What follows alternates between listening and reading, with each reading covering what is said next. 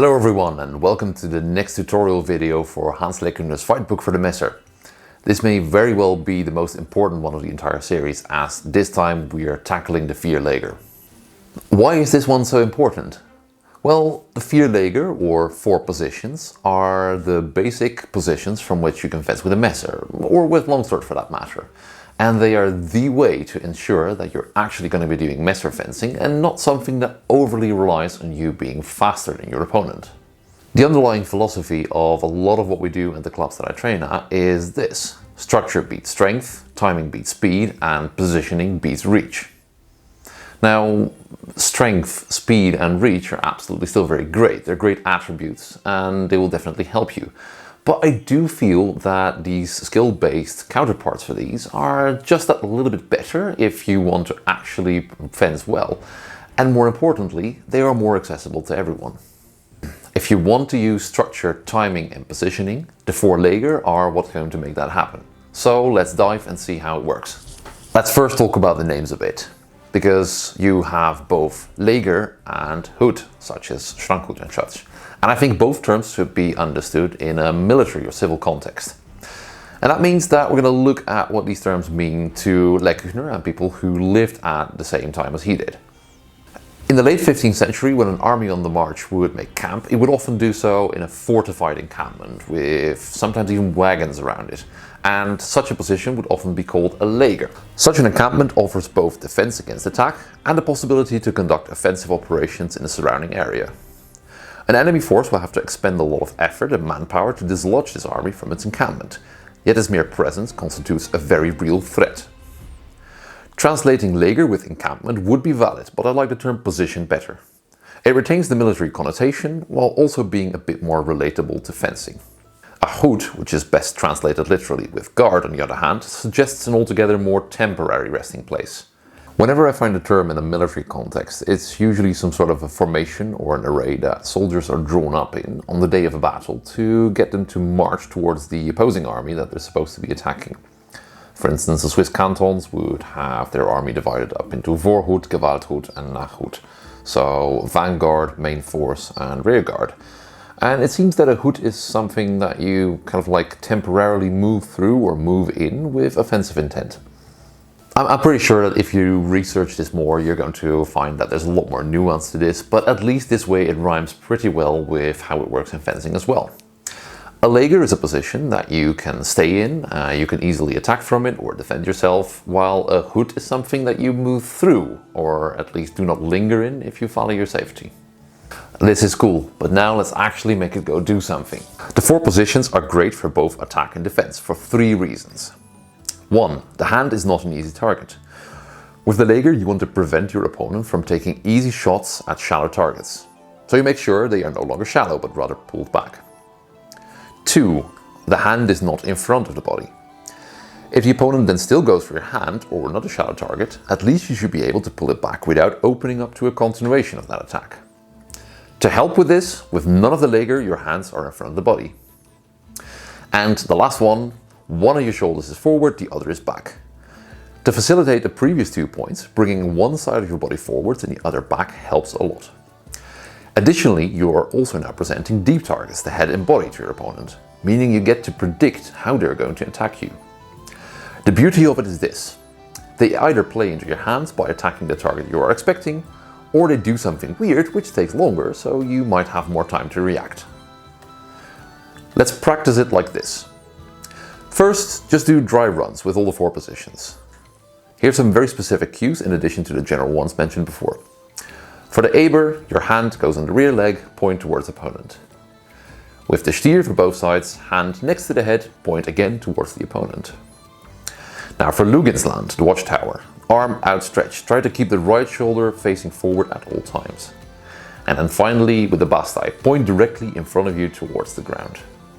And that's pretty much it. The second iteration of this exercise makes it a bit more realistic. Coming at your opponent like this is a bit silly, so switching leger every time you do a passing step I think is just unviable. But you can solve this problem by, for instance, doing fencing steps, or double steps if you want to stick with Lekunder's terminology. But that's not what we're doing here though, because you should be able to stay in one leger and still use regular passing steps.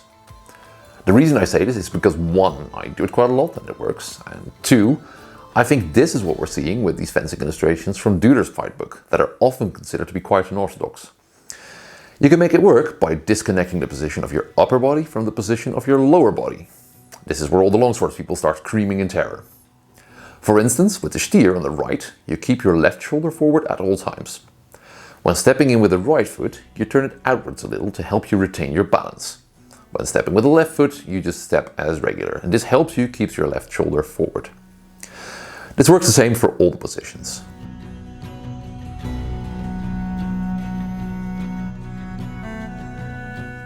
Do keep in mind though, this can be a bit of a bad idea if you have knee injuries or something similar, so in that case, better just avoid this type of movement altogether.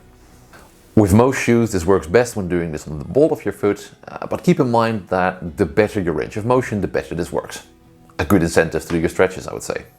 For the final iteration, do what you have been doing previously, but make it more like fencing. Move back and forth, stop, then accelerate, reverse direction, and speed up again.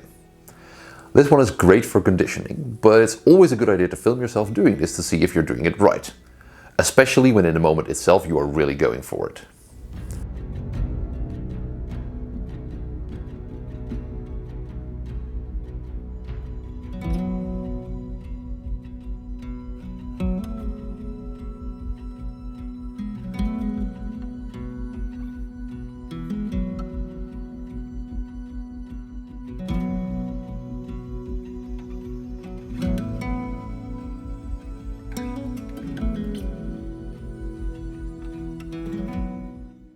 You can also make this into a fencing drill.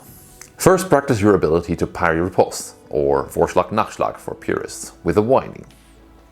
Your partner makes either an Oberhau or Unterhau from any of the positions, while again from these 4 positions you first parry with the strong of your messer to their weak, and then thrust while keeping your strong on their weak. This drill is pretty great in and of itself, as it just provides some parameters but really forces you to use the windings. Once you feel comfortable with this, it's time to move on to the next iteration.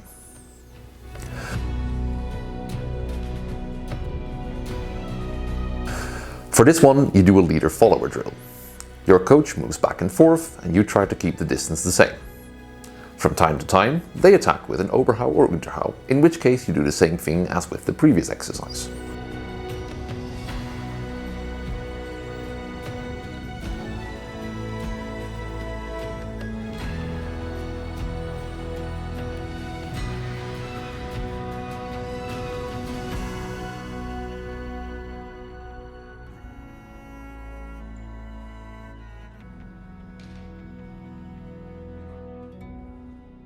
Another variation for this is to do this in groups of 3 or 4. Your partners stand in a queue opposite to you. Moving up to the first one in one of the 4 positions, they will attack you with, again, an Oberhau or Unterhau, to which you will respond with the parry riposte as before. Once you are done, hit or miss, you move on to the next one in the queue, and then the next. After that, you become the last coach in the queue, and your first partner is now up to do the exercise. And you can continue this pretty much indefinitely. This forces you all to keep moving and always return to one of the positions. Besides that, it's also very great for conditioning as well. Finally, to round out this lesson, a sparring game. Take rather long fields if possible and start every exchange at the edge. Additionally, try to not lounge in one spot on the field, but keep constantly on the move. This can be backwards, forwards, sideways, anywhere you like really, but try to stay in motion as much as you can. This gets you loads of footwork time and really a lot of opportunities to really use the 4 positions in a meaningful and dynamic way. Good luck, have fun!